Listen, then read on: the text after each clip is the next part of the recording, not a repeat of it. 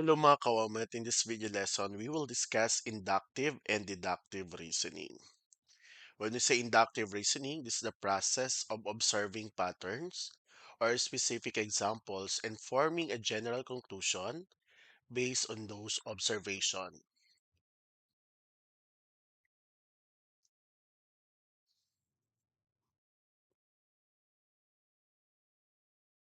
Pag sinabi natin conjecture, this is the statement believed to be true based on observed pattern or repeated example. It is formed through inductive reasoning. So, from specific examples, pattern observed to general conclusion.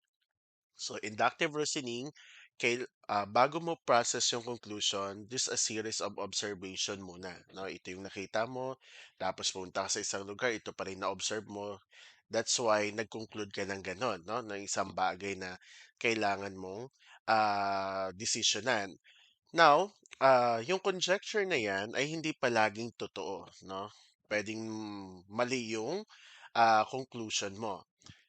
Pag ganon, kapag hindi siya true, merong may tinatawag tayong counter examples. So, sabi nga dyan, however, a conjecture is not automatically true just because several examples support it. So, trinay mo lahat, tama, pero kung may isa lang na tines ka and then that's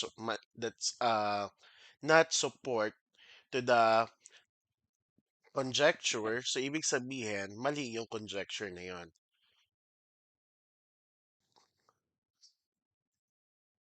So again, ang tawag natin doon kapag merong isa, no, o kaya at least one na magmamali doon sa conjecture, ang tawag natin is counterexample. This is a single example that proves a conjecture is false. So the important principle, one counterexample is enough to disprove a conjecture. Kahit na isang daan pa yan, tama, pero may isa lang na mali. Again, that conjecture is false.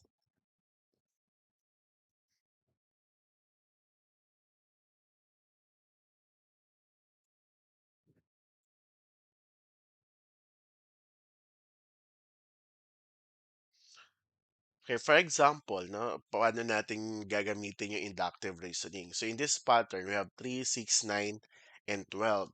So mapapansin natin, based on the observation, so papansinin natin yung una at pangalawang term. So ang difference nila ay 3. Same with 6 and 9, no? Ang difference nila ay 3.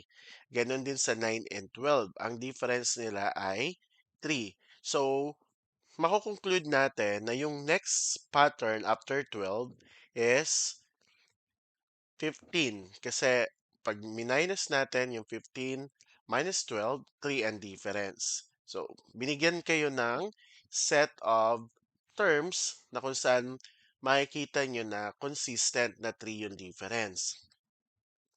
So, our solution, you can add 3 to the preceding number. The next number in the list is y20. It should be 15, no? That will be 15.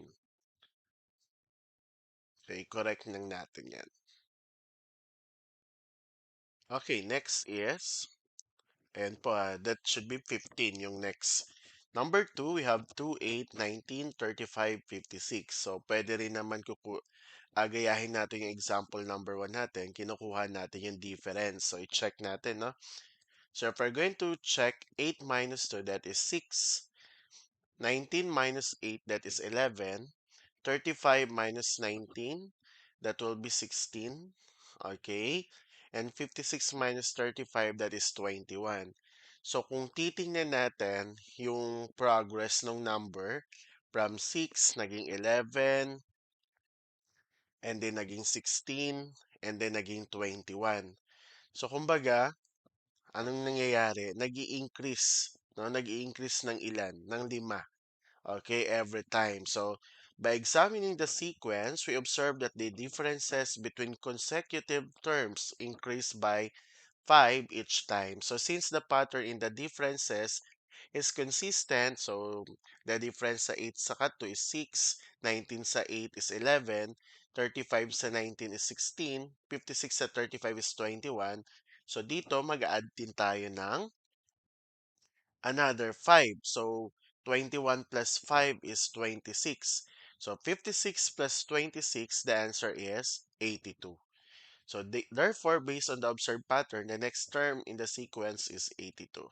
Next, the first quiz was difficult. So for example, isang situation, no? The second quiz was difficult. So based on your own experience. So yung unang quiz, nahirapan ka. Pangalawang quiz ay nahirapan ka.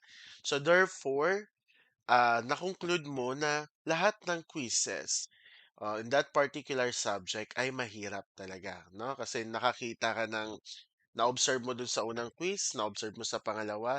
So, still, this is not a true, no? Kasi, ano to, may tawag dito na pwedeng na, sa kasunod na quiz ay madali na, no? Kasi nag-conclude na agad since dalawang quiz pa lang naman. So, but still, this is an example of inductive reasoning kasi nga based on the observation. About number 4, how many dots there are be in the fourth figure? So, sa una, meron tayong 1. Sa pangalawa, meron tayong 3. Sa pangatlo, meron tayong 6. So, anong difference dito? Dalawa. Dito naman, tatlo. So, kumbaga, 2, 3. So, ibig sabihin, yung kasunod, mag-add tayo ng 4. So, 6 plus 4, 10. So, ibig sabihin, yung fourth figure ay merong 10 dots. Ay, kinukuha natin yung pang 6. Kung ang pang fourth ay 10, so, ilan na yun? Plus 4. Plus 5, 15. Diba? 15. So, ang kasunod ng plus 5 is plus 6. So, plus 6, 21. So, ang pang 6 figure ay 21. So, conjecture versus counter example. So, para maintindihan nyo kung paano ginagamit, no, yung counter example. So, halimbawa, sinabi, no, your conjecture, so sinasabi na the expression n squared plus n plus 41 is prime for all positive integers n. So, pag any substitution na gagawin mo daw, dyan sa value ng n, dapat prime. Okay? So, ang gagawin mo dyan, syempre, through testing, magte-test ka ngayon ng number, positive integers. So, tingnan natin. Halimbawa, no, pag tinest mo yung n sub 1, n is equal to 1. Kapag inad mo yung 1 dyan, that is 43. And 43 is prime. Kung 2 naman, okay, correct, 47. Prime din yung 47. Ano ba yung definition ng prime? So, yung factor niya lang is yung number itself at saka yung 1. Yun lang yun. Okay? So, yung 3, pag sinubstitute natin yung n dito sa 3, ang sagot ay 53 and 53 is still prime. So, itry natin yung iba. Like for example, 41. Okay?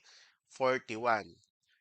You know, class, kapag trinay natin yung 41, meron siyang factors. And that is 41 and 43. So, pag inad natin yan, ang sagot niya kapag minultiply natin yung 41 and 43. And these two numbers are factors kapag sinubstitute natin yung 41. So, ibig sabihin, si 41 ay pag sinubstitute natin doon, ay hindi prime numbers. Tama? Kasi may factor siya eh.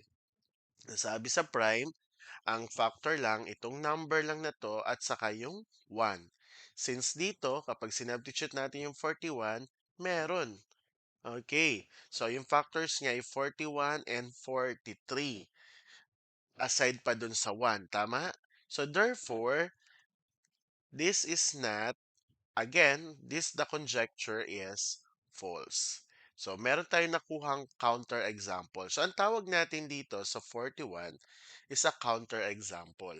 So, yung counter example, siya yung magpapatunay na yung conjecture na to ay false. Another example.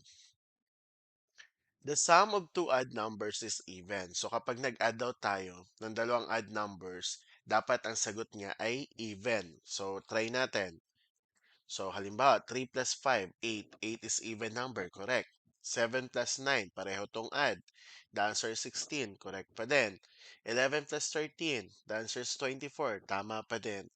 So, All examples support dun sa conjecture na kapag nag-add tayo ng dalawang odd number, ang sagot ay even. So, try nga nyo maghanap ng counter example. Okay, wala tayong makitang counter example. So, therefore, the conjecture appears true. So, true itong statement na to. Okay, that the sum of two odd numbers is even. So, kahit anong hanap mo pa na ititest, laging even number yung sagot.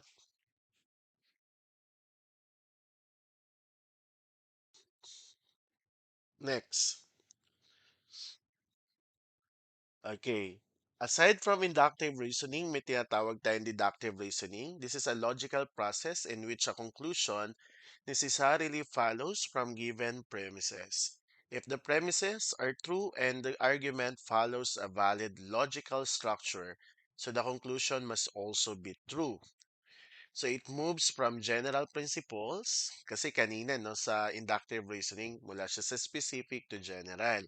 So this time, from general principles to specific conclusions. So this type of reasoning is the foundational of the following in mathematics, philosophy, law, computer science, and scientific proofs. So the structure of deductive reasoning. So a deductive argument typically has first may major premise ka dapat. So this is the general statement. And then the next part is the minor premise. So magbibigay ka ng specific example.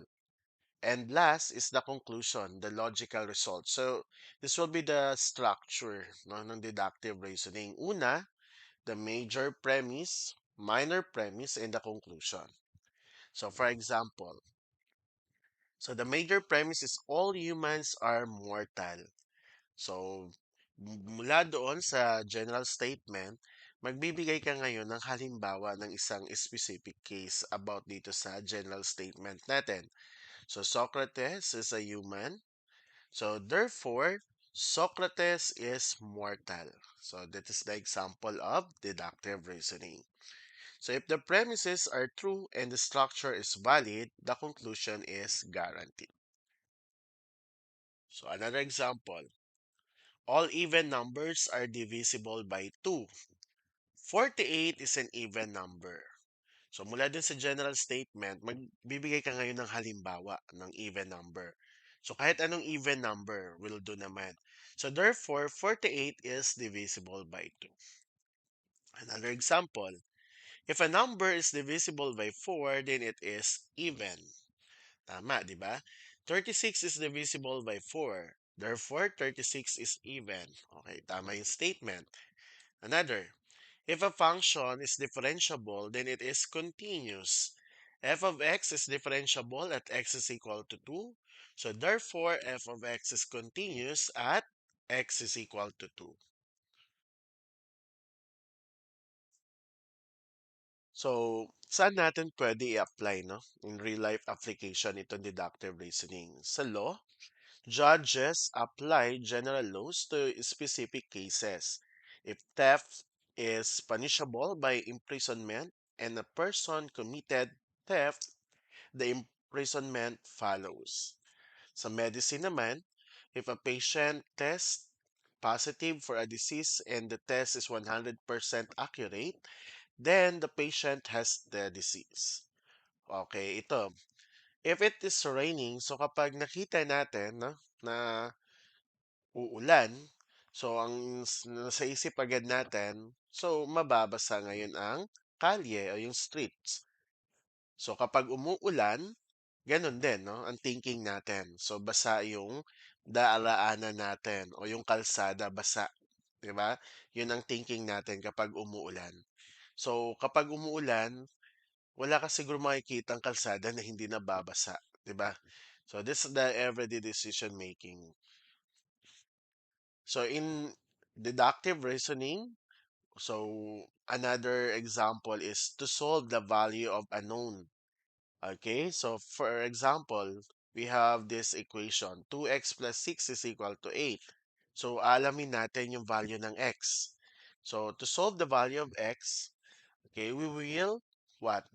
Okay, combine similar terms. So si 6 lipat natin kay 8. Since nilipat natin, itinawid natin sa equal sign, magbabago yung sign niya. So 2x is equal to 2. And then, to solve for x, i-divide natin both equation by 2. So 2x divide 2, x lang maiwan dyan. 2 divide 2 is 1. Okay? Another example, we have 4y is equal to negative x plus 16. Another, negative 8y plus 3x is equal to 24. So meron kayong dalawang equation. Ngayon, since dalawa yan, okay, para madali natin ma-solve yung value ng x since may dalawang variables na involved, yung x and y. So wala tayong maka-cancel dito kasi magkaiba yung mga numerical coefficient. So ang gagawin natin, itong equation 1 natin, isosolve natin in terms of x. So lipat natin si x sa left side, so kaya naging positive siya. And then si 4y nilipat natin dito sa right side, kaya naging negative 4y plus 16. So itong x is equal to negative 4y plus 16 will be the equation number 3. So mula dyan, okay, by substitution, itong equation number 2, lahat ng x natin ay papalitan nito ng negative 4y plus 16. So, copy negative 8y plus 3. So, si x papalitan natin ng negative 4y plus 16 is equal to 24. Using the distributive property, so we will multiply 3 times negative 4y, that is negative 12y. 3 times 16, that is 48, is equal to 24. So, pwede na natin ito pagsamahin. Negative 8y minus 12y is negative 20y. And then, si 48 and 24, pwede na rin natin pagsamahin. So, negative 20y is equal to, so kapag si 48 nilipat natin dito sa right side, magiging 24 minus 48. Kaya negative 24. So, divide both side by 20. So, negative 24 divided by negative 20. So, pwede na ito maging positive kasi negative divided by negative, magiging positive ang sagot. So, bakit 6 over 5? Kinuha natin yung lowest term nila. So, we divide it by what? By 4. Okay, so negative 24 divided 4, that is 6. Negative 20 divided 4, that is 5. So, ang value ng y natin is 6 over 5. Next, para makuha natin yung value ng x, pwede natin to gamitin yung equation number 3. So, x is equal to negative 4. Si y, papalitan natin ng 6 over 5 plus 16. So, negative 4 times 5 is negative 24. Negative 4 times 5 is negative 20. Tama ba? Plus 6. Oh, that should be negative 26 plus 16. Okay. So, it should be 5 times 4 is... Okay. Ayusin lang natin, class. Okay, so going back, so again, okay, that's correct pala, negative 24, kasi ito lang muna yung ginawa niya dyan. So, negative 4 times 6, that is negative 24 over 5 plus 16. So, para makuha natin yung 80, so we multiply 5 times 16, kaya that is 80. So, yung denominator natin is 5, so over 5. Next, paano kapag meron kang statement na like this? The sum of three consecutive even numbers is 1,146.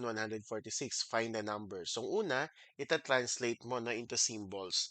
So, let x, or into variable rather, no? Yung mathematical sentence.